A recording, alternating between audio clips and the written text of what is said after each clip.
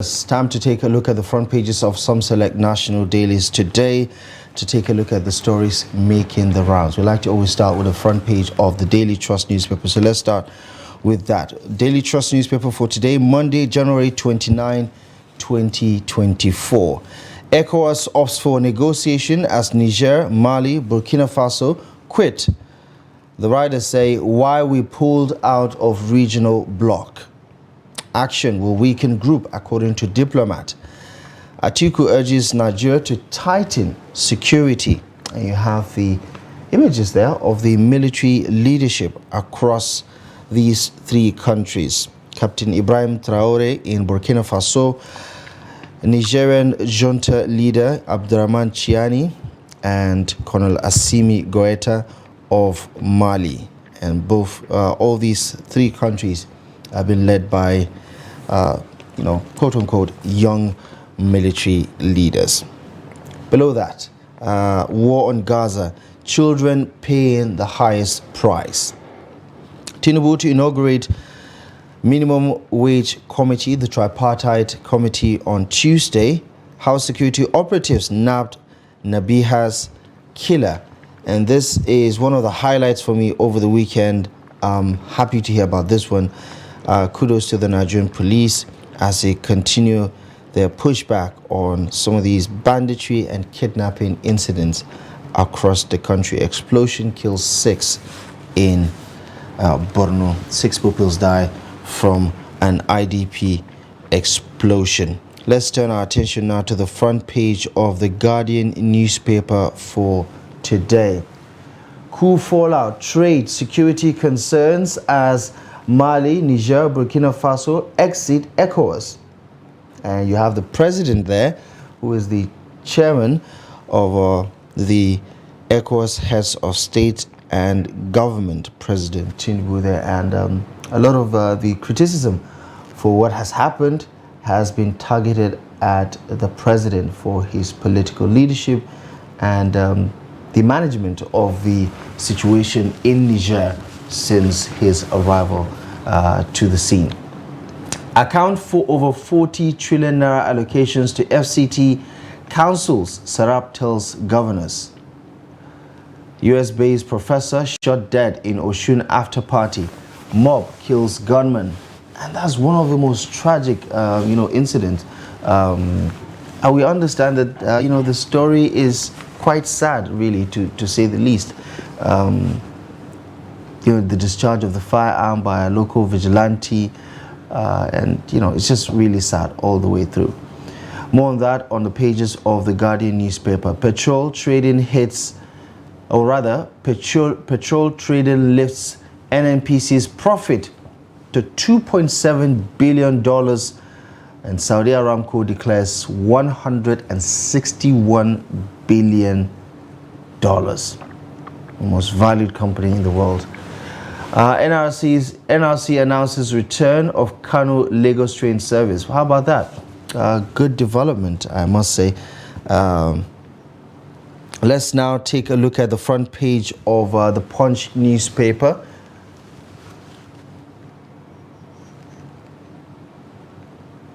Okay. This is the sports extra for Punch. Let's just give you some update on that also as we take a little bit of sports. Palanca's Palava, NMP, I beg your pardon, the Super Eagles, who are they going to face next? More on that across the sports edition of the Punch newspaper for today. Let's take a look at the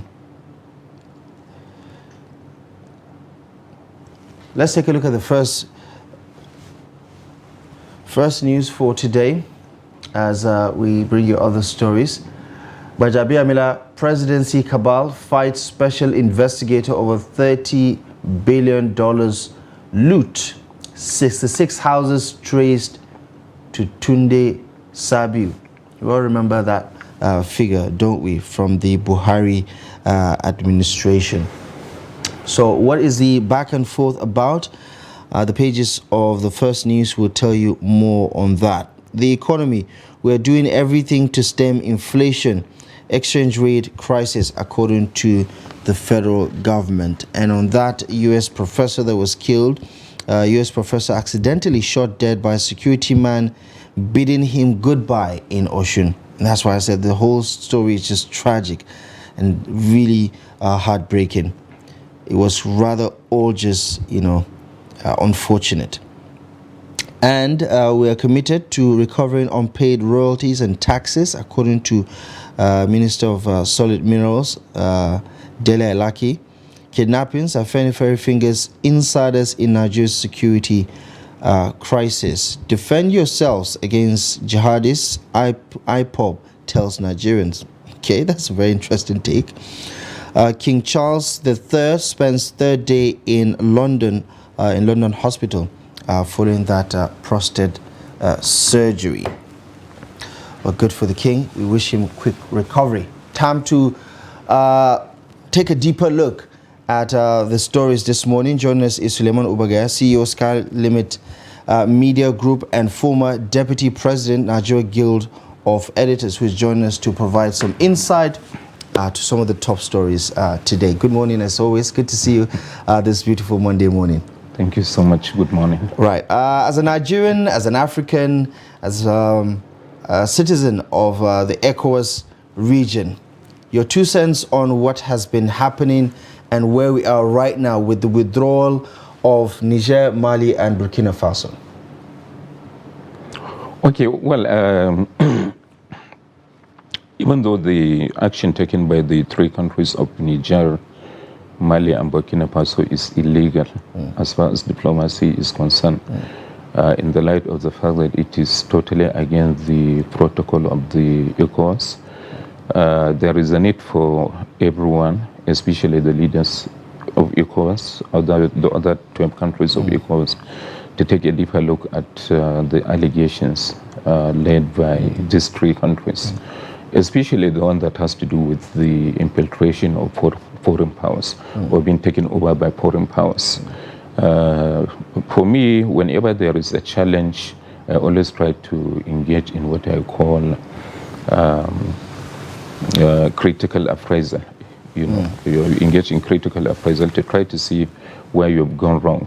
And there are so many things that have gone wrong in the way and manner the ECOWAS has managed this situation. The countries also shouldn't be, permit me to use the word arrogant, in the way these 3 countries that are pulling out or that have pulled out, they should also try to allow diplomacy to prevail, because no country is self-sufficient, and that is the ground norm of the diplomacy itself. International relations is founded on the basis that no country is self-sufficient and we are reliant on one another to continue to coexist. Nigeria, in reality, has been the one picking most of the bills of the ECOWAS.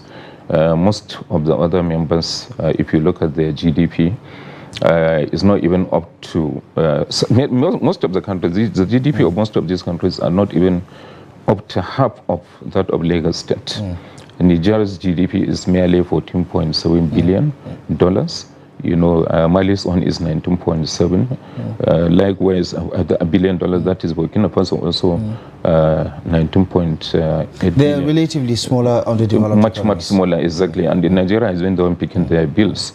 And they should also look at the larger picture, the fact that their citizens are going to suffer more. There are more Nigerians, that is the people of Nigeria, and Niger, coming into Nigeria than Nigerians going to Niger Republic. They stand to gain more from us, with all due respect to them.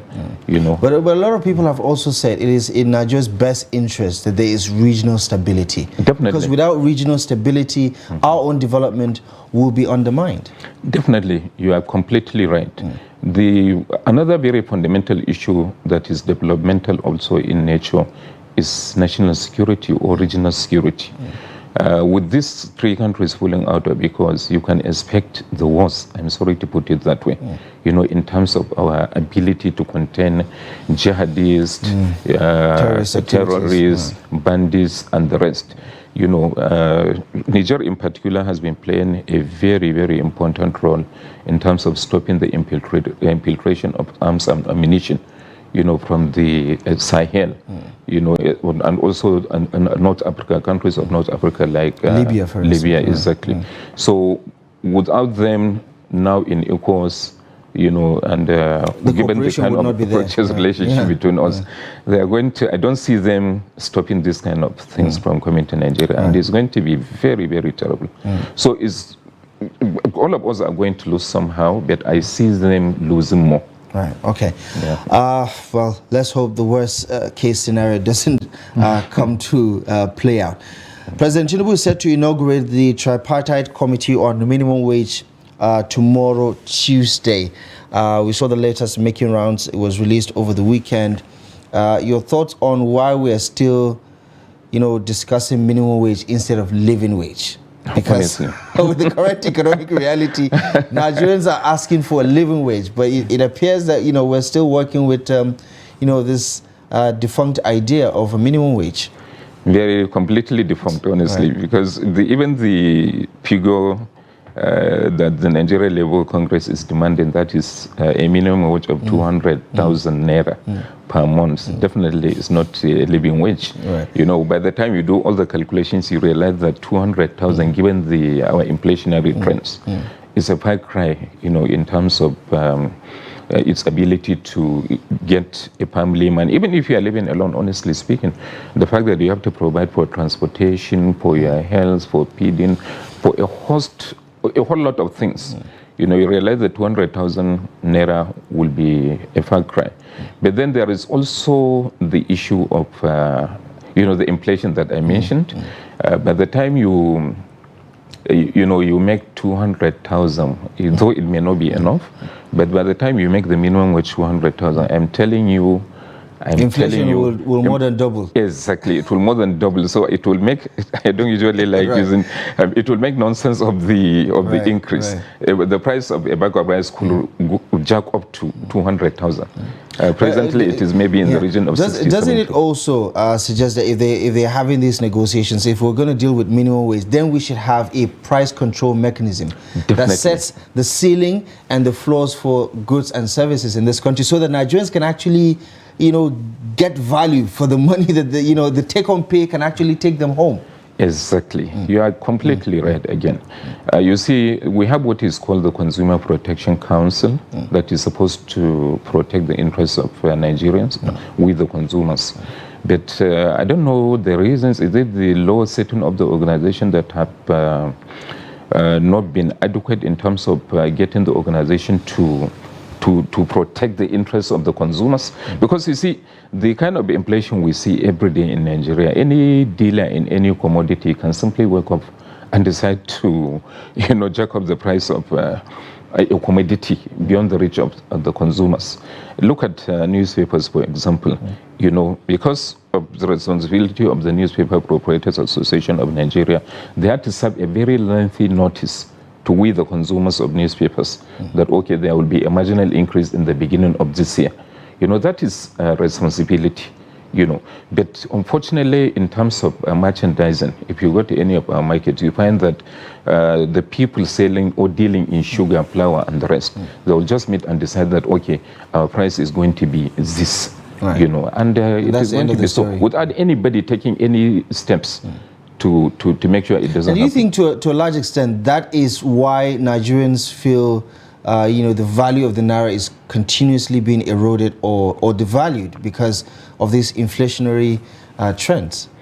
Yeah, the inflationary trend certainly is responsible for that, but then there is also the bigger issue of consumption. Our ability or inability to patronize made in Nigerian products. Or even produce to scale locally. Exactly. These are some of the factors that are making the naira weak and weaker every day.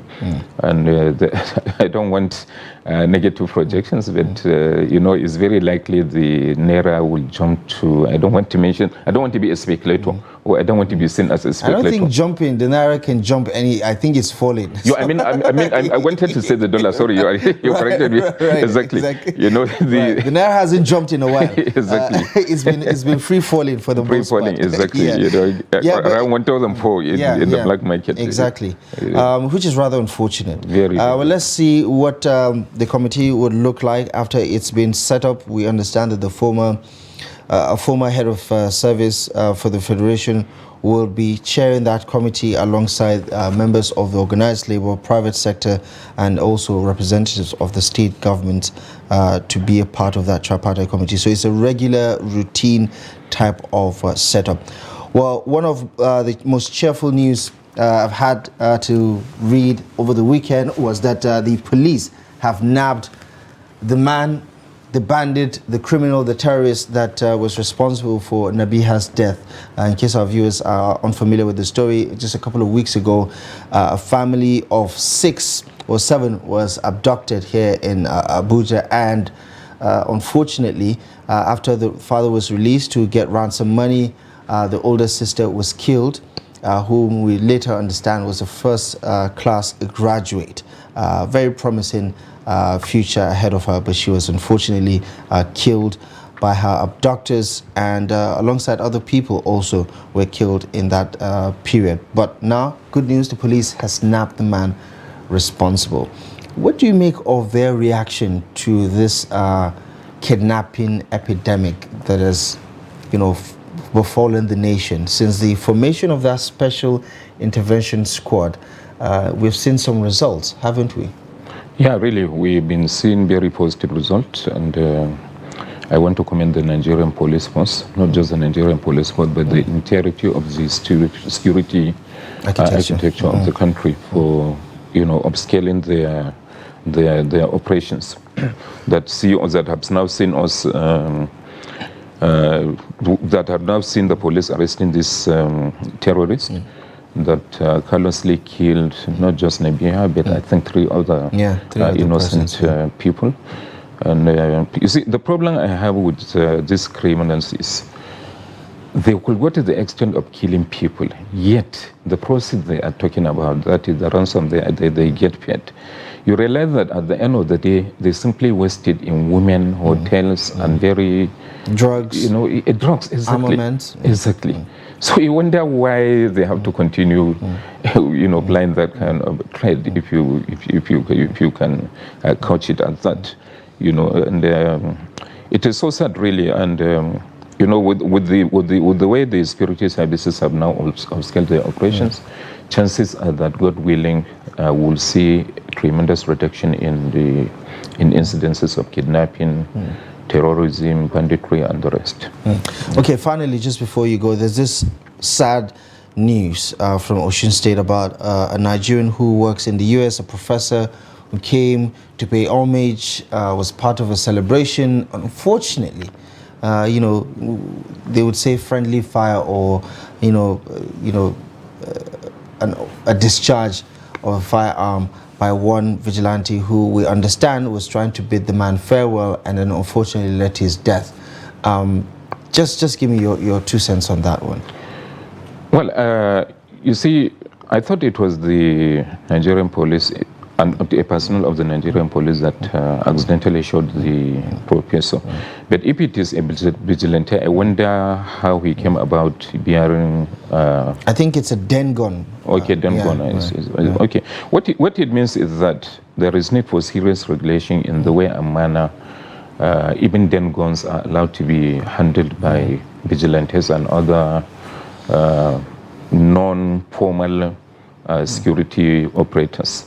Because you see, without the regulation and also training and retraining, there will be more of these incidences. And another sad aspect of this story is that it will discourage more Nigerians in the diaspora to come home. There has always been this fear that Nigeria is not safe, even though it's their country. They always prefer to stay there wherever they are suffering in silence. Most of them suffering in silence. But now a lot of them will prefer to die there probably in peace rather than coming here to get shot accidentally as this one happened. It's so sad. I mean, accidents happen everywhere, but if it happens in this manner, it reinforces that belief that Nigeria is not safe, especially for people who are looking forward to coming back home to see family and relatives. Well, we're going to have to leave it here for now. Alhaji Suleiman, thank you very much as always for your invaluable insight and for your contribution. Thank you very much for joining us in the program. And that's our show for you today. Thank you most kindly for joining us. We do appreciate your time and company. Don't forget, Daybreak returns tomorrow live and exclusive at 8 a.m. as always on Trust TV. Until then, my name is Abdullahi Ahmed. Thank you for your time. Don't forget, at the top of the hour, 360 Sports is coming your way live on Trust TV. Good morning.